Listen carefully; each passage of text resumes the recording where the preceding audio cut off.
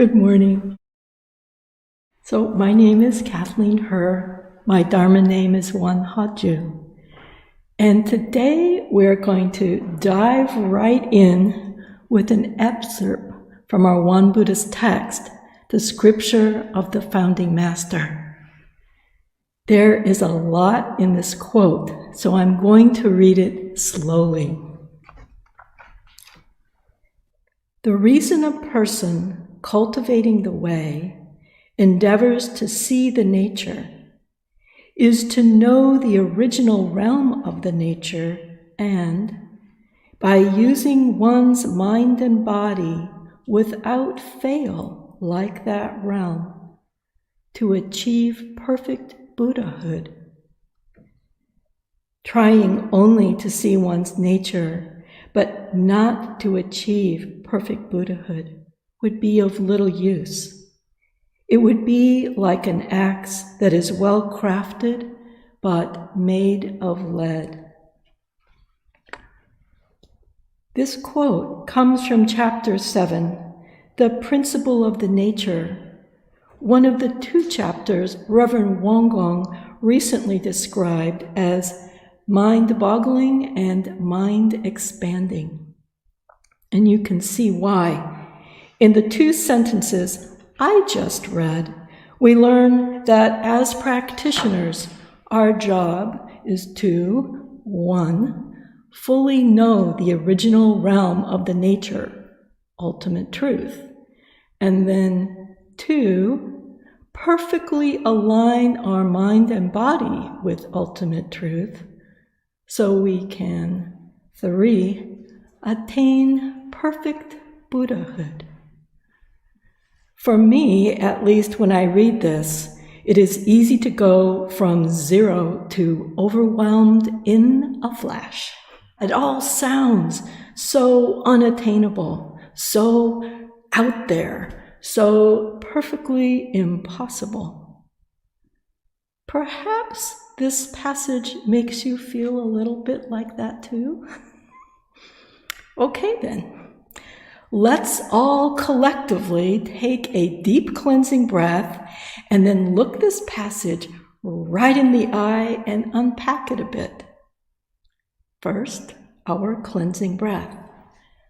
Breathe in. Grab all your "you've got to be kidding me" mind and release. Seeing the nature. What is it to see the nature, to know and experience ultimate truth? For me, as a human being, it seems insurmountable. I know that the way I experience the world is limited by my brain and my physiology. I expect that how I experience ultimate truth will also be shaped by them. But what if those physical limitations weren't obstacles and were instead keys to understanding? Master Sotaesan, Won Buddhism's founding teacher, has given us some guidance. He said that we should not try to understand the essence of true nature through rationalization, but should awaken to it through contemplation. So, let's give contemplation a try, using some things familiar to us here in the human realm, like the taste of cinnamon. We could analyze cinnamon and the human tongue and brain and explain cinnamon's taste through biology and physics. But even if we were really precise, our explanations could never fully describe or substitute for the experience of tasting cinnamon. For me, reflecting on the taste of cinnamon has broadened my comfort level with knowing through contemplation, because it helps me realize that in everyday life, I regularly breathe and bathe in a universe of experiences that I will never be able to fully describe or fully explain. Yet, even though this realization helps me to be more comfortable with knowing through contemplation, I have to wonder, what does true nature feel like? What is that experience? In Won Buddhism, the truth of Ilwan Song beautifully describes the essence of true nature. It is permanence and impermanence, folding and unfolding. It holds no discrimination among great and smalls or being and non-being. Sometimes we say no distinction between birth and death. These expressions are meant to guide us to the essential characteristic of true nature. It's non-duality. Yet, for me, non-duality has always felt somewhat foreign, not really something I experience. Intellectually, I get that non-duality means both sides of a coin, not just one side or the other. And I get that non-duality can mean the arc of full experience, such as the arc of life from birth through death, rather than the dualistic concept of birth as one thing and death as something else. But I have never really been able to feel non-duality in my bones until recently. Not long ago, I had been thinking about some cool Chinese words we use in Won Buddhism that beautifully express non-duality. Chonji is a single word that describes the totality of heaven and earth, the united seen and unseen realm. Sengsa is a single word that describes the fused, seamless arc of birth and death. As I pondered these words with my limited English-speaking brain, I found myself wishing there was a word in English that would fully describe a united reality rather than a separated dual one, while at the same time clearly and comfortably including the distinct individual parts that make up a whole. I was wishing for a familiar word that would conjure direct experience, rather than being a newish, interesting idea that I thought about from time to time. And then I realized there is indeed such a word in English, and in many languages for that matter. Parents. Think about it. There are many kinds of parents in the world, but what is true about the entity of parents is that parents are made up of more than one person. And while we can readily understand that it is specific individuals who make up a set of parents, their singular conjoined entity as parents is more than the sum of their parts.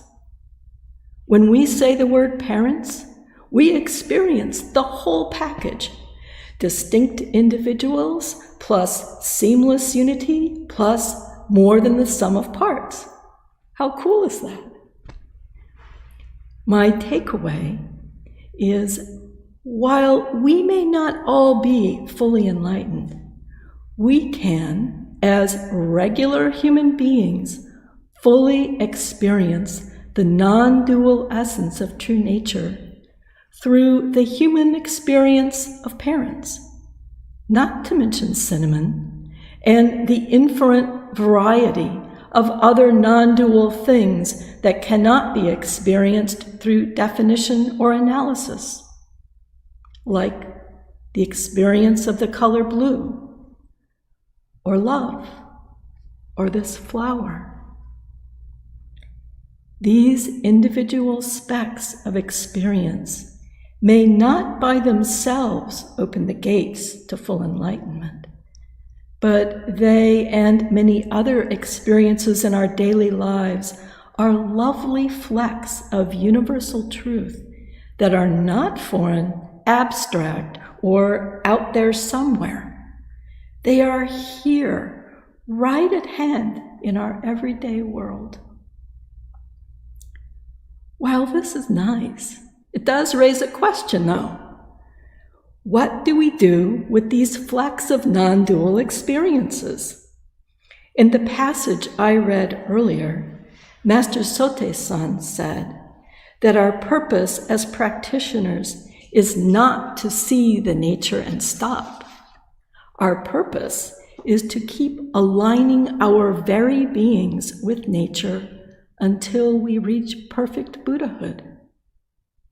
This seems like a tall order, but thankfully, Sotaesan has shared some good guidance on this topic. One of the accounts in our scripture book describes Master Sotaesan talking with a group of visitors who came to see him because they were curious about Won Buddhism. The visitors were likely thinking they would see traditional golden Buddha statues in the Dharma Hall when they asked, "Where is your religion's esteemed Buddhas enshrined?" Sotaesan responded, "Our Buddha has gone out, but if you would like to see him, please wait for a moment." The visitors were puzzled, but because they were curious, they waited. A little while later, some Won Buddhist practitioners who had been working in the fields came back for lunch carrying their farm tools.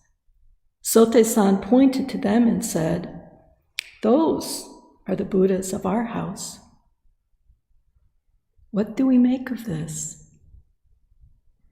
Sometimes teachers and sages explain that each of us, warts and all, are already a Buddha, a full Buddha. It is just that we don't yet realize it. Sometimes teachers and sages instruct us that to be a Buddha, we must see the nature and perfectly align ourselves with it. This seems contradictory. But what if both were true? Remember, there is no opposite of parents or cinnamon. From the lens of non-dualism, perhaps we are simultaneously completely perfect Buddhas and completely beings on the path to Buddhahood. Which brings me full circle to where I began. While I may not be able to fully comprehend Buddhahood and true nature and all of its timeless non-dual manifestations, I can easily and fully experience cinnamon, parents, the color blue, sidewalks, the sound of Yo-Yo Ma playing the cello, fuzzy socks, Reverend Wongong's flower arrangements, and a vast universe of familiar things that ultimately are unexplainable, indescribable, and non-dual. These days, it is these very human experiences that are guiding me on my non-dual path of embodying Buddhahood and seeking Buddhahood. It turns out that the realm of true nature, the realm of both and beyond, is right here in our midst. Thank you. Kamsahamnida.